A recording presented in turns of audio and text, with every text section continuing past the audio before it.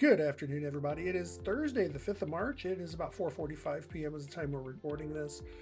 And this is going to be an interesting update because we're going to have everything from rain and storms tomorrow turning into a mix with a winter weather advisory that extends west of US 169 from tomorrow afternoon right through Saturday morning. Taking a look at our radar right now, there's nothing much going on. It looks pretty quiet. You can see that winter weather advisory that's already posted here, and that runs up basically west of 169 from Fairmont up to Mankato, just missing the Twin Cities, then up towards Mora. And that's going to be all because of this warm front and then this low that's going to move up along it. And that's going to bring us some rain and storms tomorrow. And you can see that really well here in the satellite imagery. This is a longer loop looking back, and there's last night. That's the day-night divider swinging through. Actually, that is the day. And here at the end, you'll see the day-night divider starts coming again. So here's sunrise coming in. As you can see this morning, the front is just coming in right through the Dakotas, right through here. And right now, moving into western Minnesota. And that is pumping in some pretty warm and moist air. As we go back to the radar, you can take a look at the temperatures. It's only in the teens up here and right along the Canadian border. Langdon 16, Pembina 28.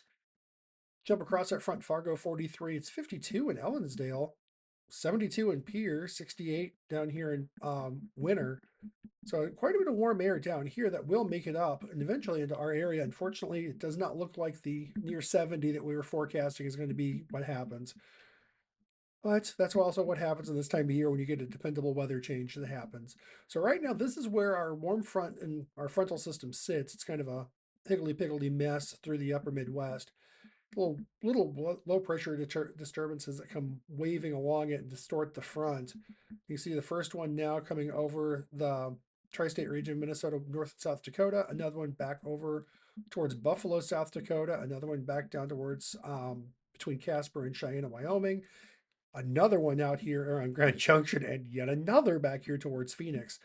These lower ones from Wyoming down to Phoenix, that's going to turn into a pretty substantial system. It's going to move across the Mid-South and going to produce a lot of severe weather down there this weekend from pretty much the Texas plains and the hill country all the way over to the Atlantic coast.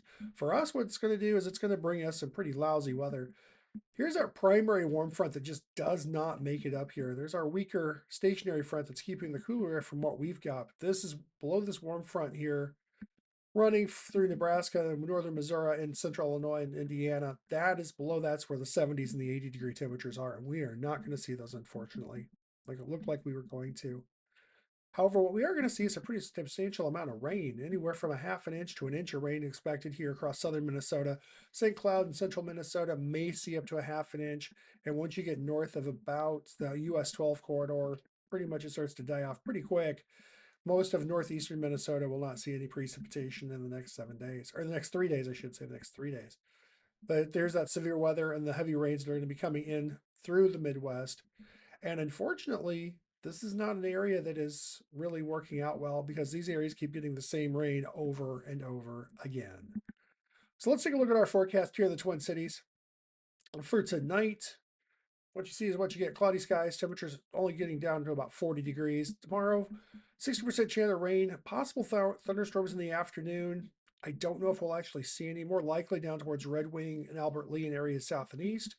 High tomorrow 56, low overnight 30. Morning snow showers. Yeah, you read that right. Morning snow showers, less than an inch of accumulation, a high of 43 on Saturday, 35 overnight. Sunny and 62 on Sunday. That could go higher, could go lower. Again, that's going to be all where that warm front resides. 46 for the overnight low. Cooler on Monday, 56 for the high. Gotta love it when you can say cooler in 56 in March. The low temperature of 38. 30% chance of some rain snow mix in the morning. 53 on Tuesday. 30 on the overnight Tuesday night. Definitely cooler out here on Wednesday rather. 43 for the high. That's it. That's all she wrote was 43. And then 26 on the overnight, 48 for the high on Thursday, and 35 for the low. So really, I mean, we cool off. I mean, we get to say cooler, and actually, I just almost say colder here for Wednesday, but 43 is nothing to sneeze at.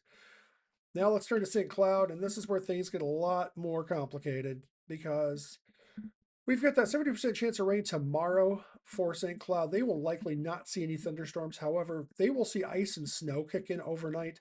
Whereas the Twin Cities, we go to a rain snow mix. They're going to go more to a snow freezing rain situation. 1/10 of an inch of ice is possible in St. Cloud. So that is why that winter weather advisory is hoisted from 9 p.m. tonight till 3 p.m. tomorrow. High today, high tomorrow, rather on 48 on Friday in St. Cloud, 26 on the overnight with that rain and snow ice mix. Snow showers in the morning. St. Cloud area could see anywhere from 1 to 3 inches of snow total from this. The high of 43 on Saturday, 35 on the overnight. And then from there, the kind of the same pattern we had here in the city: 60 on Monday, 52 on Monday, 53 on Tuesday, 38 on Wednesday, and 44 on Thursday. Otherwise, there's just a chance of snow showers in the morning mix Monday night into Tuesday. Otherwise, pretty calm weather once we get through this weekend. That is your look at a Black Sheep weather forecast. I am meteorologist John Lamb. I am still suffering a bit from my cold, so that's why I'm a little disorganized and out of it.